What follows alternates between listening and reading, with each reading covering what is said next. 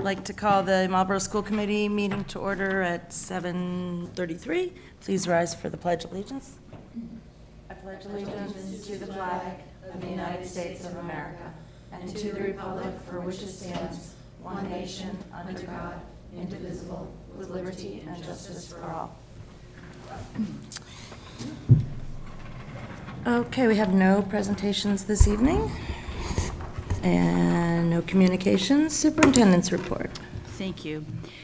In your packet, in the information handout section, is a notice from the Assabet Valley Collaborative. On January 6th, the Board of Directors voted to approve the terms of a mortgage for the purchase of 2 business condominium units, Suite 125 and Suite 130, at the address of 28 Lord Road in Marlborough, Mass. The notification is provided to school committees within the collaborative to comply with MGL Chapter 40, Section 4E, in accordance with Assabet Valley Collaborative's approved collaborative agreement. I'm happy to answer any questions that you might have about this. I have to say it was a thorough and very interesting process that we went through, and the reason, very quickly, to summarize the reason for the move is the space was running out at the Bigelow School, which we know well. The space was at a premium, and the collaborative has really grown into quite a purveyor of PD, and there was no room for this. So this will allow up to 100 in the expanded room, and it will therefore increase revenue to pay for the mortgage. We've been meeting there the past several months, and it's quite a nice facility, and I'm hopeful that it will be a nice venue for those of us who go to the collaborative quite often.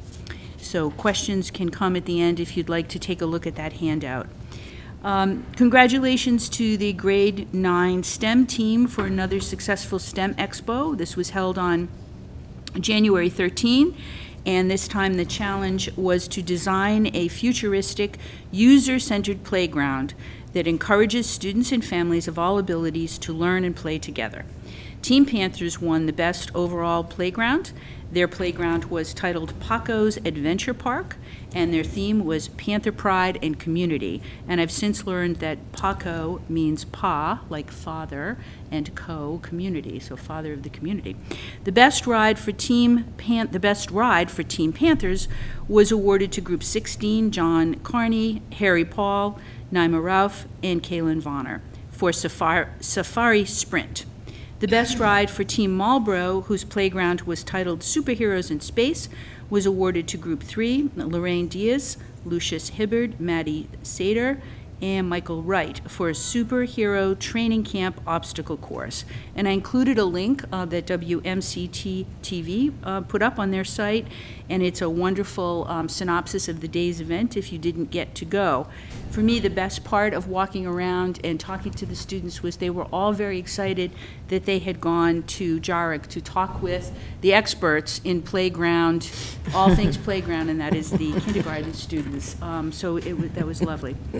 I included a picture in my report this time. I like to, from time to time, show these pictures. In the picture, you see Linda Weintraub, our systems administrator, and our data manager, Rob Eve, off to the right behind her, along with business teacher Sharon Mattingly.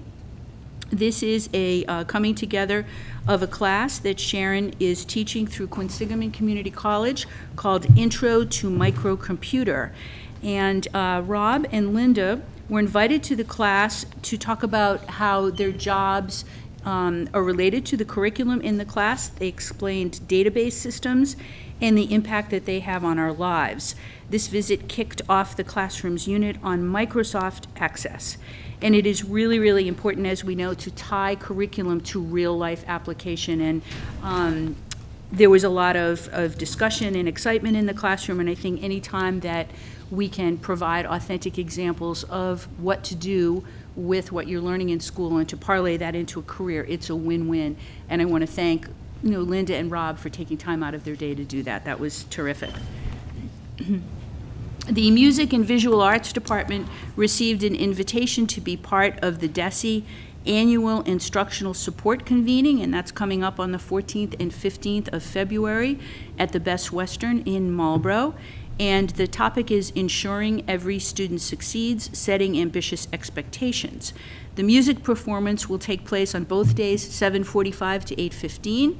And the chosen groups will be the contemporary a cappella one day and the chamber players another day.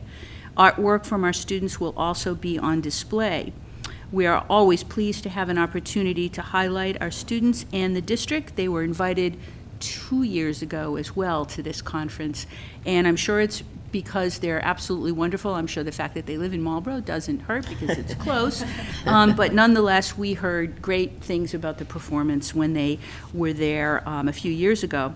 This is, again, a convening that is, teams are sent from every district in the Commonwealth, and you go one day or the other. Each day is a replica of the other.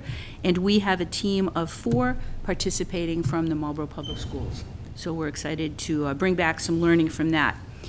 Another project that's been in the pipeline is, no pun intended, the Minority Pipeline Project.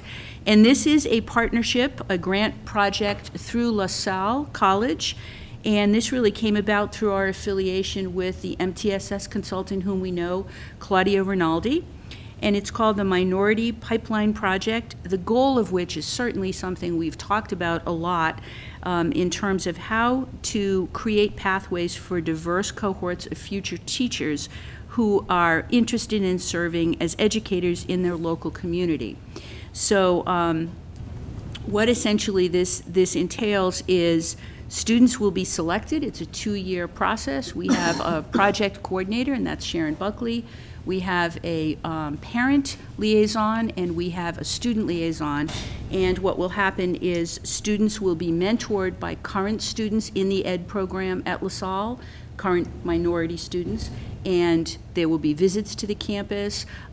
Talks for parents will ensue about how to afford college and how to plan for that eventuality for their students. And recruitment at this point is going to be taking place very, very soon for rising juniors and seniors. We're very excited about this opportunity. I can already think of several students who have expressed an interest and have shown us such great skill and ability in presenting, for instance, at Dow Chemical or at the hospital in some of these internships.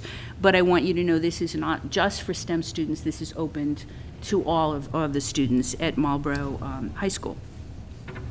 I'm going to jump out for a minute and talk for a second about a conference that I attended in Cambridge on Saturday at EF, the gorgeous headquarters of the travel company. And EF is much more than just a travel company. They're really big into education as well. And the theme of the day was a vision for the future of teaching and learning in Massachusetts. Commissioner Chester was there. We Skyped in with Andreas Schlechter, who is the organizer of the PISA tests throughout the world. He Skyped in from Paris. Tony Bent was there. Many of the superintendents that partake with me in the GS21 group. It's the Global Studies 21 group. And they talked a lot about the future of global education and also gave us some statistics about how Massachusetts ranks on the global stage. And you may have read that Massachusetts participated as its own entity in the PISA tests. The United States still did as well. United States did not fare wonderfully. Massachusetts, however, let me back up. PISA tests are given every 3 years in reading, science, and math for countries all over the globe. There are 72 that participate. PISA stands for Program in Student Achievement. And statistically, we came in a dead tie for #1, Massachusetts did, in reading. There was only one other country higher than us of the 72 countries in the Organization for Cooperation and Development that was higher in science, and there were 11 that were higher than us in mathematics, Massachusetts alone. Singapore, you've heard this a lot, the countries such as Finland, Poland, Estonia, Singapore that have been able to create nation builders in their educational vision, and what can we learn from them. So I tell you this because it leads into my next topic, which is Commissioner Chester shouted out Marlborough while we were there for its exemplary STEM program and for its early college high school program. And just today, Dan Riley was the guest at the joint board meeting of Higher Ed and ESE at Bridgewater State University. And he was invited there as a practitioner of a proof point district to talk about the success of our early college high school program. He showed the short video that we have seen here. It's a 7-minute video. He answered questions, and at the end, they voted to put together a committee to look at scaling up the comprehensive funding formula for allowing this to happen for every school and every student in the Commonwealth. I was not there, unfortunately. I did see some of it live streamed through my Twitter feed, but Dr. Mark Kerbel did have the privilege of being there, and I wonder if you'd like to offer a few other words as an eyewitness, Mark. Thank you.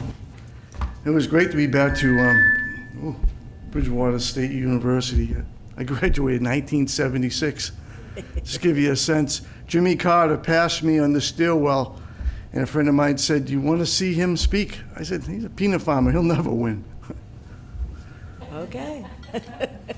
So the reason why I want to say a few words is because I want to give you a sense of what took place.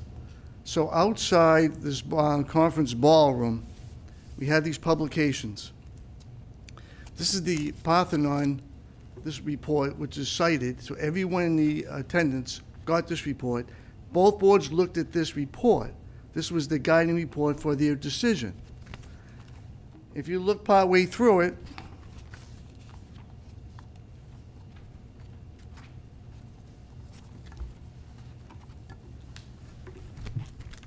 there's a page that says the challenge: to have more Massachusetts students graduate from high school and connect directly to post-secondary education without need for remediation.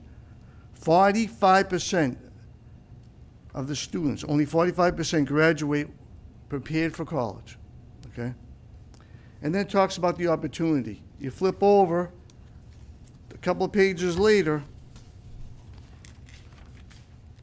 and they talk about Marlborough in the publication.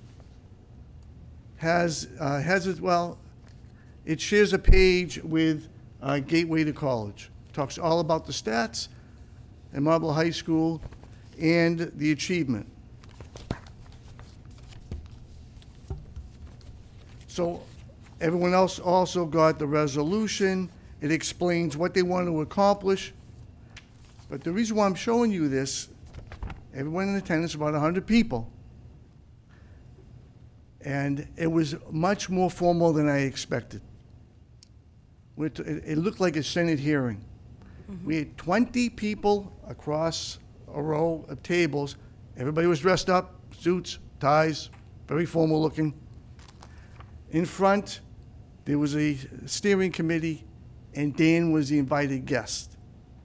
Dan represented Marlborough and the high school and the city, and everybody was talking about Marlborough. So I don't want that to get lost.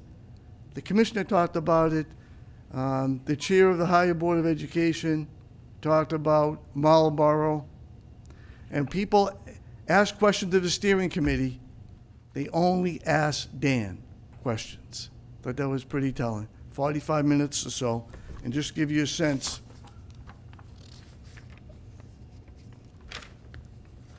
Oh, so it's Massachusetts Early College Initiative. Here's everything that went out. All this was on this on the slide presentation, and then Dan Riley gets his own page. I mean, Dan Riley gets his own page at this hearing. Yeah, you did. That's right. I thought it was great, and he represented the district so well, as you know. Okay, but I think Marlborough really shined today. All right, thank you. Thank you, Mark. Thank you. Thank you. Great. And you can imagine my surprise on Saturday when I was just, participating in the conference, and the commissioner said, "Is the superintendent from Marlborough here? You have a great STEM program." I'm like, yes, I'm right here, right here. We'll take those accolades for our district. So a lot of good things going on that we've been in the forefront of. That's a very, very, very good feeling. One last topic that I have is the Midwinter Superintendent Conference. Bill Daggett, who's the founder of the International Center for Leadership and Education, was the keynote speaker at the Mass Midwinter Conference last Thursday here in Marlborough. Through the lens of social emotional learning, Bill addressed technology and social media. And the topic of social media propelled me to invite your colleague, Catherine Hennessy, to join us at this conference. He talked about how the dynamics have changed the way we communicate and interact in all facets of our life, specifically in education, as we enter the fourth industrial revolution.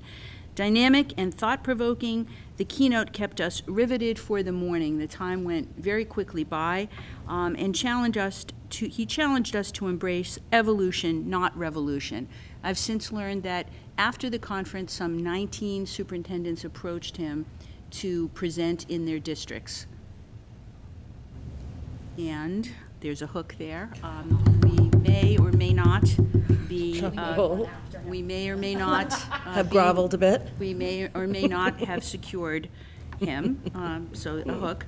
So school committee member Catherine Hennessy joined me, and we really had a lot of healthy exchange at the conference, and I would invite her to add her perspective if she would like. Sure, because I actually want to add a quiz. Because some things that I learned that I think it's kind of cool to start putting in perspective about technology. So to my committee, and you guys get to be part of the group here, when did Google start? Because we all use Google, right? Don't you use Google pretty much almost every day, right? Oh, yeah. So it looks like Mr. Bergeron wants to, yeah. 97. Anyone else have any other guesses? I think it's more recent. I think it's like 2004. Anyone? I recuse myself. So actually, you're pretty close. September 4th of 1998. So I say that because what Dr. Daggett did was he helped to put things in context a bit about how quickly things have changed. So another question I'm going to ask you is, how many of us all have our attachments? Everyone, I'm looking around the table. Everyone hold theirs up, right? We all have them. You guys out there too. Everyone at home that's watching, I know you're riveted, but everyone probably has it in their hand. So how often do you use this for something other than a phone call?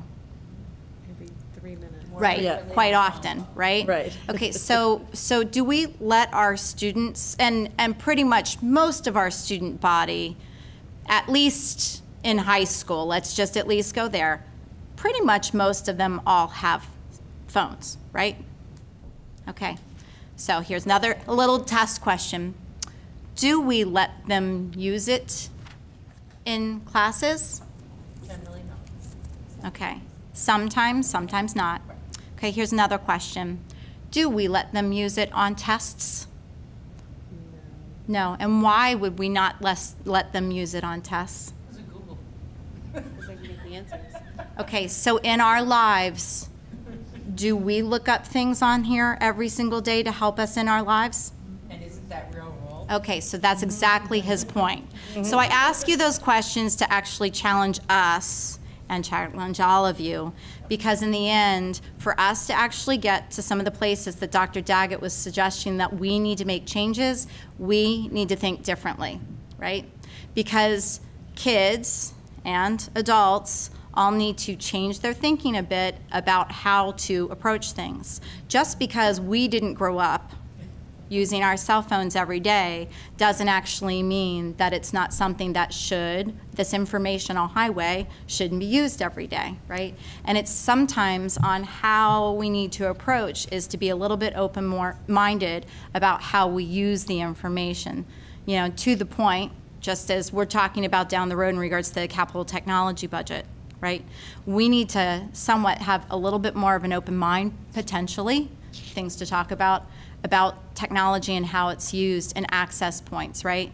We have a lot of firewalls that we have set up here. And I've had a lot of personal conversations in my family with my children about appropriate use. And so maybe we need to be having more discussions down the road about appropriate use of technology, not limiting, right? So being a smart person about how you use and access that technology. So I bring that forward because it was eye-opening, and it's also something where it talks about how many times we're using this. We're creating our footprint, or actually, as Dr. Davitt said, our tattoo. So everything you're putting down in writing, whether it's on tattoo, text, Facebook post, an IM to somebody, whatever, you're creating your own footprint, your tattoo. So we probably need to think about things a little bit differently, and some of the information I had as a takeaway was amazing. So thank you so much for allowing me to go, because I got so much out of it, which I think will not only hopefully help me, but I hope to share more with you at some other point in time, because approaches, have we actually thought about using gaming more as we're teaching our students? Isn't that how so many of our kids are actually learning things, is through gaming? They also talked about, virtual to augmented reality. And I would say that was something that I have to say, I didn't know much about augmented reality, but I would suggest highly looking that up, because watching, there was a video he showed us about students that all put on these goggle kind of things. Google Cardboard. Google Yes. Cardboard, right? Yeah. Right, but We've done that. that's virtual reality. Augmented reality is like the Pokemon Go. Pokemon, well, that's what I was gonna say is. Superimposed on the real world. Right. Yes. That he showed, to just get the transfer of information, showed us this video of kids experiencing swimming with sharks. And watching these kids that were like, whoa, like flipping out because they were actually, swimming with them. And they were naming the sharks that they were seeing coming at them. It was having so much impact, which goes right back to why we're looking at doing STEAM throughout, right? It's thinking about things in a different way. And then, as he said about, that's exactly the thing he used, Michelle, was Pokemon Go. He really said, everyone, if you haven't played it, go play it. So you can get that and understand it. But taking things that push us in different ways. So it was exciting, and I really hope he can come and be here, because it would be fabulous. So I think it was before you guys were on the committee, but. I was Were you on the committee when he was here? Yes. Yeah, okay. So Yeah, he was great then, and he's we great. had his organization consulting with us years ago when we did a long-term plan. Yes. Yeah. I remember So that.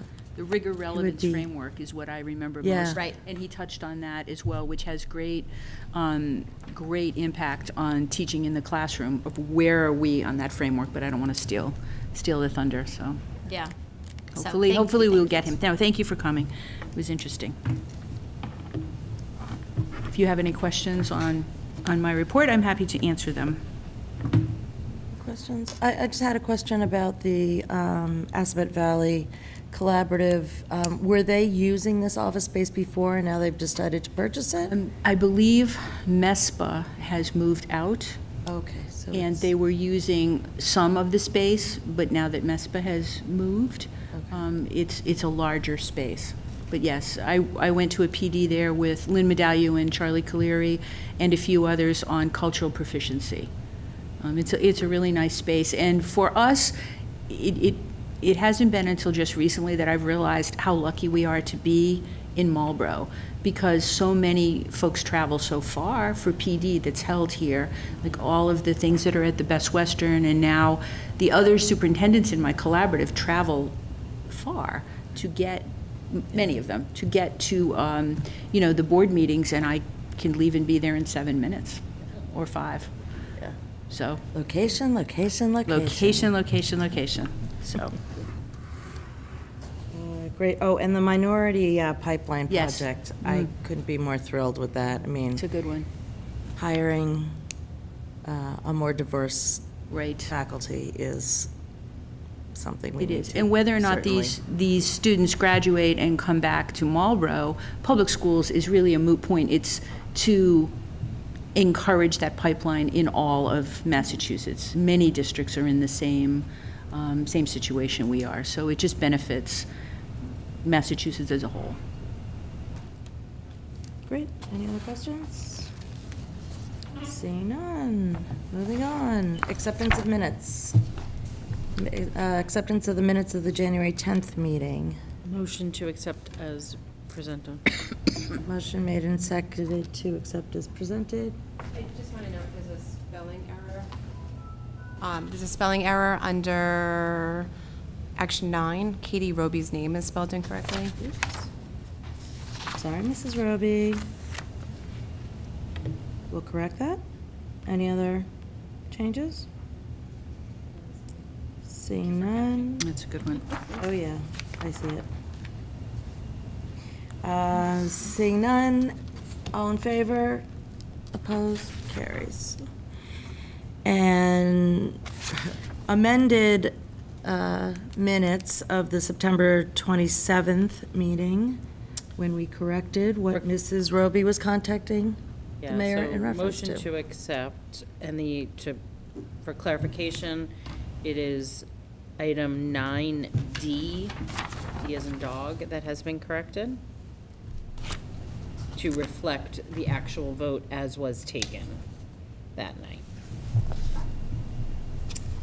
Motion made to accept the amended version of the minutes from September 27th. Seconded. Any discussion? Seeing none, all in favor? Opposed? Carries. Thank you. Public participation? Public participation? Anyone wishing to speak? Seeing none. Action items. Transfers from the FY17 operating budget. Thank you. Mr. Bergeron. I have a set of transfers tonight to clean up the FY17 budget to reflect some of the moves we've made this year. I'll go through briefly, and then if it's okay, I'll take questions after. The first set of transfers is to move funds from the salary reserve to different line items that we have increased for different reasons. One is addition of FTE. Others are restating of roles within the organization. And what we're doing here is basically just cleaning out some of the deficits that have occurred via what we budgeted versus what we're actually spending. So some examples would be the increase of the manager of HR to the director of HR, the time frame where we had the assistant director of SPED, we had 2 folks online due to a retirement, so we had an overlap for a period of a couple months. So those are just examples of what we've done. We've added some more FTE to the attendance coordinator. We've gone from a 0.5 to a 1.0. We were able to add the secretary for the school committee and the Chromebook technician. And then some of the vacation buyback expenses were more than anticipated due to unexpected retirements at the last minute. So I did have to increase that slightly. The second set of transfers is to cover the amounts to add the interventionists at the elementary school. You remember at the last year's budget session, we wanted to add interventionists at each of the elementaries, and we accomplished that by having some total FTE reduction out of the classroom teachers, but we were able to then flip those into the interventionists. So we didn't lose any FTE, we just moved the money from the classroom to the intervention line, and that's what these are accomplishing. In addition, we had some favorable hiring at the pre-K, which gave us some additional money back to cover some expensive hiring in some other positions across the district.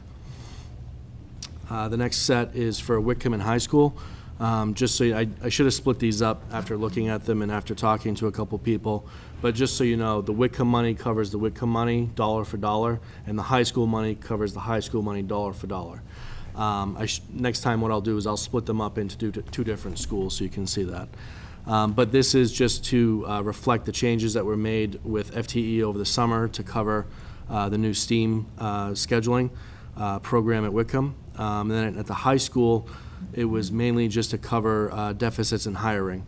So fortunately for us, we had a very good hiring year as far as turnover savings. So we were able to have, that's helping buoy the FY18 request that we'll be bringing forward to you on February 14th. So I'm pretty pleased with that.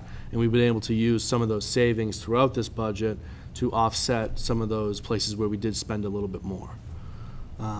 And the next line, the high school guidance line, had some favorable hiring. We're able to cover a long-term sub at the Whitcomb School with that fund. So that is high school money going down to middle school, but it is savings from one hire just covering a long-term sub and another. That expense will not continue into FY18. It's a one-time expense. In the library and media, we only have that account because we don't have an account for the information folks that work for Tom Platty, the technology specialists who work with our teachers to increase, we don't have a line for that, so I'm using library at the time now because library and media gets reported out to the state the same exact way that those folks get reported out to the state. So I'm just using that line for the time being. So we were able to save some money on the salary for the director, and then we used that money to hire some folks.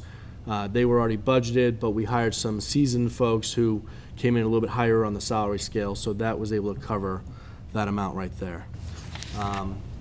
In the nursing line, we did have some savings from the summer program.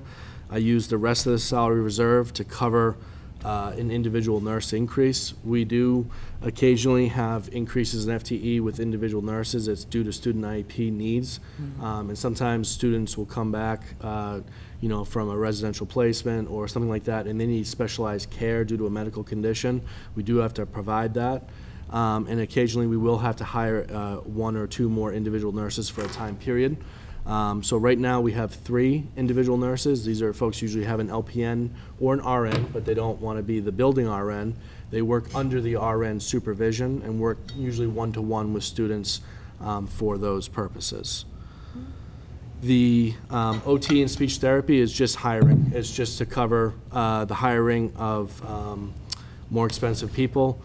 We had some savings in the OT line that I'm shifting to the SLP line to cover that. So those are just differences in hiring into the FY17 budget. For the behavior techs, this is an increase in FTE due to new students coming from early intervention. We have 1 coming in January who should already be here, 1 in March, 1 in May. They will require one-to-one services from behavior techs to start. So we do have to add 3 behavior techs to the preschool. We are able to afford it this year by having 1, turnover savings in some of our other departments. 2, we save some money on the summer program as far as behavior techs. We can pull that and use that for the time being. And then in the FY18 budget, I'll be bringing forward in a couple weeks, this will be reflected under the preschool line. So you'll see in the preschool line that we're adding 3 behavior techs because they will be here for next year. And for the power line, I made a mistake in the budget. I put 1 under SPED. They were supposed to be in kindergarten, so I had to move the money. That happens every now and then. We did take a power from the high school, move it down to Whitcomb for IEP services. So we didn't add any FTE there. That's just normal movement between the lines. And then for the custodian budget, we've had a night position open at Whitcomb for some time. I was able to cover some change. We just closed their contract, and there was some changes to the negotiations. We're removing the step schedule, so I was able to cover all the costs of those contracts with the open position. And then in FY18, moving forward, we'll have all those costs already associated in the budget. So I apologize for the number of transfers, but I was waiting to kind of do this at the same time I was running the budget so I could look at each change and make sure that I also captured the change in the FY18 budget. I'm not sure if there's any questions I can answer. Motion to approve the transfers as presented. Motion made and seconded to approve the transfers. Any discussion? Catherine? I just wanted to say thank you very much because I actually sat down with Mr. Bergeron earlier today just to review everything, just because obviously it was a lot. And I think it was helpful to have some of the conversation there just in preparation for where we're going to need to be when we review the budget coming up. So I really wanted to say thank you for your diligence and time. Thank you. Any other? Seeing none? All in favor? Opposed? Carries. And budget calendar. Sure. I had put this memo together just for the school committee to consider for the upcoming budget season. On February 14th, I'm proposing to bring the budget to the school committee. Generally, when we deliver the budget, there's usually a short statement. I give kind of like an executive summary of what level service is, and then there's, you know, some requests that'll be in the superintendent's budget. But more or less, it's to give it to you and then give you a 2-week time period to really read over it, go through the line items and see if there's any questions I can answer in that time period before we get to the budget workshop, which is generally a hearing for the school committee. I was proposing it for March 1st, and as quickly as things get printed, they get changed. We do have some events that night, so I think the superintendent and I are possibly looking maybe at the 2nd instead of the 1st, only because there are some conflicts on the 1st that some of you might want to attend. There's Sure. There's, thanks, Mike. There's an outside speaker, Dr. Barry Walsh, who is going to be speaking to parents and to students as well on destructive behaviors and so on. This goes hand in hand with a program that we are running this year called DBT, Dialectical Behavior Training. So when we put this together, that had not yet been solidified. There's also, I believe it's the first night, Rupal, am I correct, that March 1st is the first night for the ELL adult classes, concurrent with the classes that we are running for staff to learn Portuguese and Spanish. So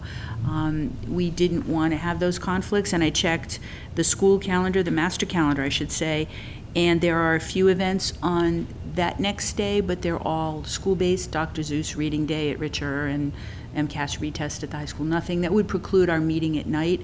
And I know that it is a goal of mine because it's very important to you as well to not have those conflicts in the evening time. So we're proposing perhaps the next night, which is a Thursday, March 2nd. I may not be able to make it on the 2nd, but that's okay. We should propose another time then. I mean, this is important that Yeah. It's a 3-week time is, chemo day. you know, we can make the time anything you want. We've typically begun at 6. We could begin earlier at 5. We could begin at 7. I mean, it's what works. We're here. And also the format would be important. Last year we had a workshop format where we did it in this room. You know, if you want to continue doing that format, if you want it to be televised, I mean, those are all questions that would be helpful. And maybe not to answer right this second, but maybe by the 14th we could know that piece of it. That would be helpful.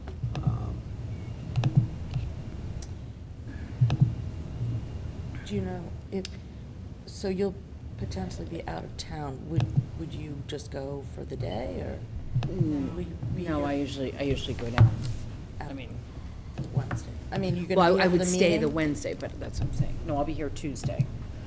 What Yeah. about So what Tuesday? about Monday night? Well, Tuesday's a school committee. School committee, Right. yes. What about Monday night? Monday, the 27th? What? Many of these are school committee nights. Yeah. All of them They all are except except the workshop. The workshop is Yes. gonna be a long, you gotta separate that out. Is the 27th the city council meeting, folks? Like, what, we have to look at that too. Oh, yeah. Do you have any folks that have any part here? We're right now in sync with them, because their meeting was last night. Okay. So, So yeah. then so it would be. Probably would be. So let me look on the site, well. Let's keep it the 2nd, if that works for everybody else. The reason being, I can just go on the Friday instead of the Thursday. It's important to me and to all of us that you're all there, so I don't want to No, inconvenience that's what you, I'm but saying. okay, Let's leave it for the 2nd. okay. I will make it on the 2nd. We do have folks who aren't here, Right, so right. perhaps, Mr. Bergeron, you could email the committee as a whole and propose that date and ask them to get back to you as soon as possible if that's not going to work. Would that work? Yeah. Because we want to make sure everyone.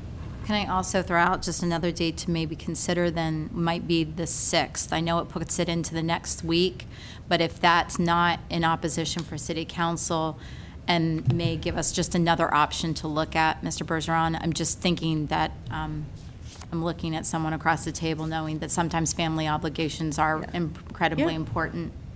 So. The 6th works for me as well, so. Right. So I just, maybe that is another day so we can collectively look at other options that might work. Thank you. You're welcome. Yep. Thanks. So the- Thank you. I'd like to request a 7 p.m. start time. Unless we need more time. But it sounds like we need a little less time this year. Well, we'd like to think so. I think we're going to have a concise budget proposal. Yes. I think 7 PM would work. Okay, so we're looking at the 2nd and the 6th. The And is- second, yes. Yeah, I mean, that certainly would be better for Heidi. We did it As I the said, 6th. right, Yeah, And does a 7 PM start time work for you all? that works. As long as it's enough time for you. So the 6th at 7. No, the Yes. second at 7. The alternate date is the 6th at 7. But emailing But we- right, I the mean- absent members to be sure. the male members of this committee. Well, indeed. As it turns out. And what would your preference be to book a venue? Because we would be inviting the principals and the executive team. I thought here was fine. Yeah, here was fine. Here was fine. Televised, not televised. Televised. I mean, I think it's important that, Perfect. for the public who wants to hear it, that's my opinion, but I'd agree with you. Bring cookies. plus they can also be here if they, when we Yeah. choose to be. Put the cookie order in, Bring cookies. And the coffee. and the coffee, yeah. Yeah, That was I- nice. Is that what you want? Seriously, cookies and coffee? That's Oh my fine. gosh, seriously? Yes, I'll take that as a yes. I'm just cracking up that we're making a food order. A month in advance. Exactly. It's the little things. So then on the 14th and 28th, those are regularly scheduled school committee meetings. And on the 14th, it would be an agenda item for discussion. And then if there could be an action item, depending on the will of the committee, if you feel like you're okay with the superintendent's budget as is, if you want to make any changes, you could vote to accept or reject the budget at that time. On the 28th, as we did last year, you can have a budget hearing first, public hearing, which I would need to post. The only reason we put it that way is I would need, on the 14th, I need 8 days, so I need to get it in the paper. Right. Have it publicly out there for 7 days, and then have that meeting. And then April 3rd, we would send the formalized document down to the mayor and city council. And this gives us a little bit of wiggle room. So even if we needed an extra week, if there was some discussion, last year, I mean, when we talked at the table, the mayor did say, that April 3rd date is great, but if it's a week later, he's not picking up some of that until May anyway. Yeah. So, as long as we're in that first part of April, I think we're really good. And I think we've done what we need to do to send it to the mayor and the city council. Perfect. So the second at 7 is the first date, 6 is 7 is the second date that we can send to the members and make sure that everyone can make it. Correct. Okay, great, Yep, yep. thank you. We don't have to vote on that. And which I'm sure you would do this anyway, but it's easier to ask it as opposed to just expectations. But my hope would be, as we have, to make sure that the budget is up on the website, available so that the public can participate. And as always, we encourage them to please get involved and participate early. Early is better than late. Absolutely. So, thank you. After I deliver it to the school committee, I'll deliver it to you first, then I'm going to put it on the website. Thank you. Thank you. Okay, approval of BPA state conference. So Jane Haley, the advisor, is not here this evening, but this is an event that has been approved by the school committee for several years now. This is the BPA participation in the State Leadership Conference, this year to be held March 4th through 6th at the Sheraton Tara in Framingham. 33 students and 3 chaperones. And the supplemental information is here for your perusal, and we are looking to have you approve this, as this is an overnight trip for some of our students at the high school.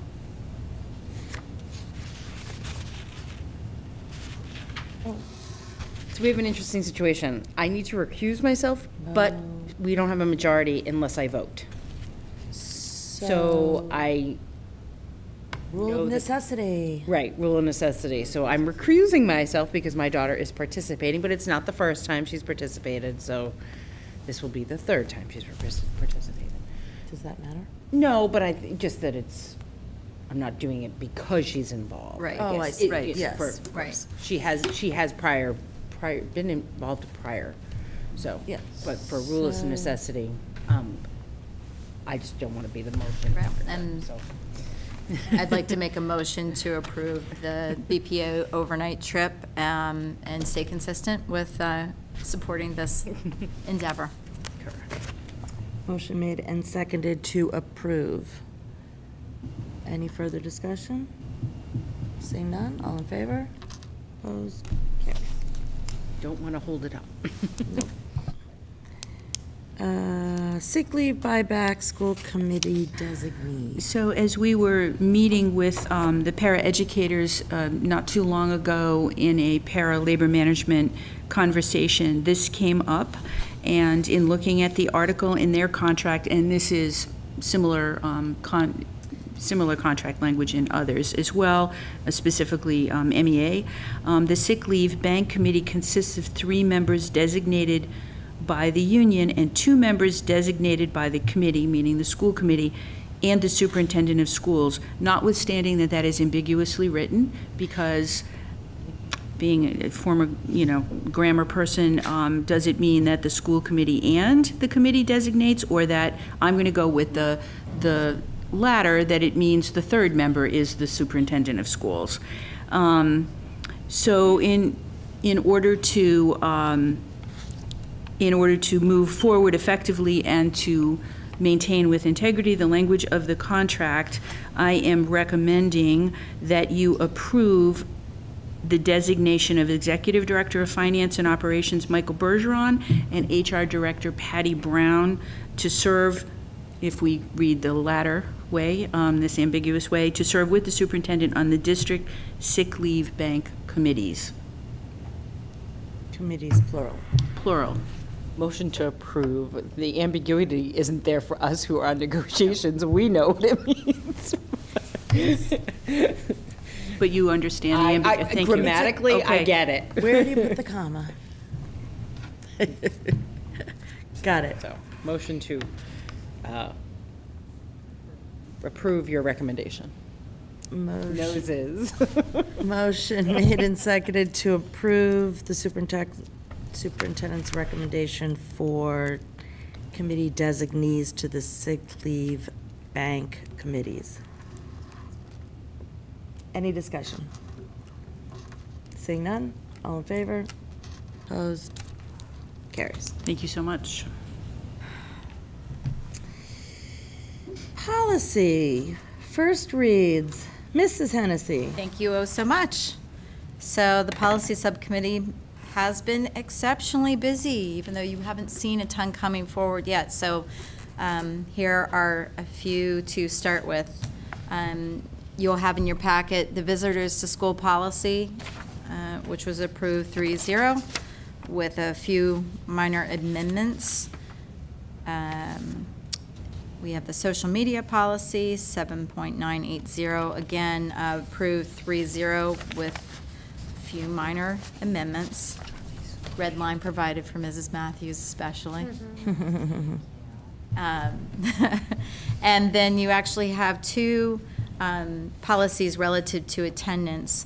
And just for clarity's sake, we are looking at removal of attendance policy 8.020 and solely having one attendance policy that would be 8.100, which previously had been specifically around the high school.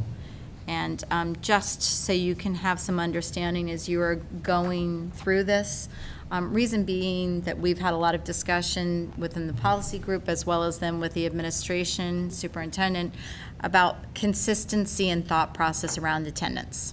So although the high school has some nuances, because attendance situations are reported for specific needs and graduation needs and such. Really, we need to have a consistent attendance policy and thought process throughout the district. And that's really where this is coming from. So that's why we're asking then for you to consider the removal of the one policy that really didn't have much meat to it anyway, and then putting everything all under the 8.100. And you were supplied a clean version and a red line version because honestly, after we had a lot of input throughout a lot of people in the district, it was getting quite confusing, hence why you have the clean version, okay? And if you have any questions that you'd like, yeah, you can feel free, even though obviously we will not be moving forward on this tonight, but yes. Yeah, it's first read, so. That's fine. Question on the first one, the visitors, 9.1. Yep. I see obviously the insertion of guardians. Does the word legal guardians need to be there? That, I guess that would be a question to be asked. Because, well, I don't know if that's a redundancy or if it's a clarification. You know what I mean? Like so. I can certainly broach that with our attorney. We did not, this was not something from a Right, wording so- standpoint we had taken to the attorneys because, you know, we had thought guardian would clarify, but I understand your point, and that's an easy question to at least put in front of her when I have to talk to her anyway on other things. And so I assume in social media, it's only in E? Where the insertion and deletion, any use of the last sentence? Yes. Okay. And just for clarity's sake on this, to help you, as you'll remember, this is really fairly recent. I mean, in consideration that we have a lot of policies that are pretty old. And we knew moving forward that when we did put this into play a number of years ago, that social media policy would need to be looked at as things were changing. And, you know, just to the point that we had the conversation with Bill Daggett, things are going to be constantly changing here. So this was just making sure that we're approaching things in a positive light, because I, for one, could be looked upon with what I have put up at times on some of my social media accounts as being in error. Even though the purpose may have been for showing pictures of some of our athletes in action, per how this was written previously, it could have been wrong, and I could have been going against policy. So even though the intent was clearly in a positive nature, it really wasn't clearly stating that. And we really want to make sure that we are communicating things in a positive way. And that would be in all forms of social media opportunities of really making sure we're shouting out these great things about our kids here in Marlborough. So. Thank you. And on the deletion of policy 8.020, since it has a legal reference to Mass General Law, are you including, I know there's some things worded, but you are including the things that makes this one pertinent in the other one? Yes. Okay. And they were actually in there, and we have the mention of the certain acts and chapters and things like that for Mass General Law is all embedded. You didn't put it in the footnotes, that's what, the only reason. Yeah. Oops. So I can certainly add it in the footnotes, that's not a problem. But yes, And I'll those, probably have more questions about that one. I was pretty sure you would. Yeah, but I wasn't ready for that yet today. Sorry. It's the multicolored lines. Yeah. There's a lot going on in that one. Right. But thank you for the clarification. You're welcome. Any other questions? Nope, it just No action. sits, it's basically tabled, you know, it'll be on the next agenda. So, thank you. Okay, acceptance of donations and gifts. We have just one this evening. Life Touch, National School Studios for the Early Child Center Student Activities Fund, $854.86. Motion to accept. Motion made and seconded to accept. Any discussion? Seeing none, all in favor? Opposed? It carries. And that is that. Reports of school committee subcommittees. Mrs. Hennessy. Thank you very much. So, as I said earlier, Policy Subcommittee has been meeting. We recently had a meeting on the morning of the 18th, and we have tentatively set up another meeting on February 1st, and pending some discussion with Mr. Geary relative to his schedule, we'll be setting up another meeting later on in February. To that point, I just wanted to make sure that you are aware of a number of things that we will need to be discussing, just in case anybody has something else that they feel like we need to be adding to our list. So the residency and non-residency policy are some issues that we just need to do some cleanups, and specifically need to look at a designation of Asbet as our tech school, and that would need to be relative towards some of the policy changes that needs to happen. We have been working on health and wellness policy, which is some adaptations with input from Mary Z. and Wilbur Tony. Trips and excursions, you'll remember we have been working on it, but it has ebbed and flowed as there has been some other priorities that have really needed to come into play. Fundraising policy, I'm talking with Mike Bergeron, so we can make sure that we are in alignment across the district and consistency on how we are approaching this. And then as well, we'll need to be taking back up the coaches policy and looking to make sure that we are aligned appropriately with the policy and the contract language to make sure that we're all on the same page on our approaches. So those are some of the policies coming on deck, and then we'll get to you guys as shortly as we can. Thank you. Any other subcommittees wish to be heard? Seeing no, members forum. Mrs. Heidi. Mrs. Matthews. Mrs. Matthews. I just wanted to report out that I did meet with Mr. Bergeron tonight regarding the warrant, and since again, I had not heard from anybody, but I did review items, and if anybody does have questions, please feel free to either ask me or Mr. Bergeron, but I did sign the warrant. It all seemed in order. Splendid. Anything else? Just wanted to ask, I know in preparation for budget, I'm sure this is probably on deck, but class sizes constantly changing, but it would be helpful to have those pieces of information prior to really getting down and seeing even the operational budget. Because as we know, we've got a lot of construction happening on the west side, and we've had a lot of fluctuation even when we just looked at that ELL presentation and looking at our numbers specifically at Jarrick. So love to see that sooner rather than later. And I know that Mr. Daniels had been here fairly recently relative to kind of the progress with STEAM, but I think it would be really helpful to also make sure that we're understanding how that is going, moving to where there's much more of like a trimester thought process, which is different than how that school really had been functioning, and successes or learns, if you will, of how that is going would be helpful rather than getting right into the thick of budget season, because as we've learned, finance needs to be kind of separate from the curriculum information and how that structure all is going to happen. So I'll put my flag up for sooner rather than later. Okay. That would be helpful. And then the other thing that I did want to mention, which I think a number of the school committee members, we had all gotten the notification from Jeff Gay and Joanne Mahoney, and if I could read, I would really appreciate this. Oh. There's going to be. It actually came later than the packet, as these Right. things do. So we were hoping to have it be part of Mr. Kerbel's report on February 14th and invite maybe some of the students. So if you want to do it now, it certainly doesn't hurt to. Well, no, it'd be great to spread have it. the students and everything, but I mean, I think also just at least saying they did a great job, Sure.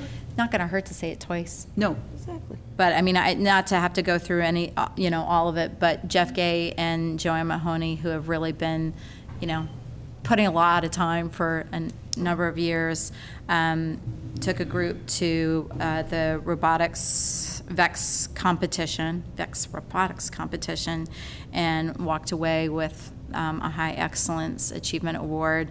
And it's just amazing to continue to see, once again, just like we were highlighting about how Dan Riley and Marlborough had really gotten called out, we're really touching upon things in a lot of different areas. And this was great to see, once again, that they were acknowledged with high honors in this program. So kudos to the students and kudos to the leaders that continue to keep on, going on this program. So. And Mrs. Mahoney has retired and has Right. continued to do this, so shout out to her for her commitment to this district. Exactly. Anything else? Mrs. Matthews? Mrs. Hennessy reminded me of one thing in preparation for a budget. In the conversation of the middle school model having gone out to STEAM and how we're going to continue to support that financially and impacts and so on. How, I know one of our concerns last year was how it's going to be supported coming into the high school next year, since next year's will be the first year Of STEAM. of the full STEAM model at the middle school, and so how will we, Plan for. since, are we going to go back to separating them back again, or are we somehow going to figure out a way to spread it out again, or what? I don't know what Mr. Cleary's thinking, and then a conversation about the schedule too, because the schedule also has an impact on budget as far as positions. Yeah, the high school schedule. Right. So those were just, you reminded me. No. Back to me, because then the other question really is some of the advantages and/or disadvantage, whatever our learn is really around teaming, because I think that's been something that we've had some discussions with, and how that has had some benefits, if you will, middle school, and then moving on up on trajectory. It would be helpful to just kind of have, better say it again now rather than throwing it to you after we've already gotten some of the things provided to us. And then I'll throw it one back. Darn. Because Mrs. Murphy will like this part of it, is that the science curriculum going down. And so that's going to have a financial impact too, if we really want to start, if we're that model out there and the commissioner's watching, let's keep going. Because we've got a good thing going and we got to keep supporting it. Agreed. Thank you. Good point. Are you two done? Sorry. Just teasing.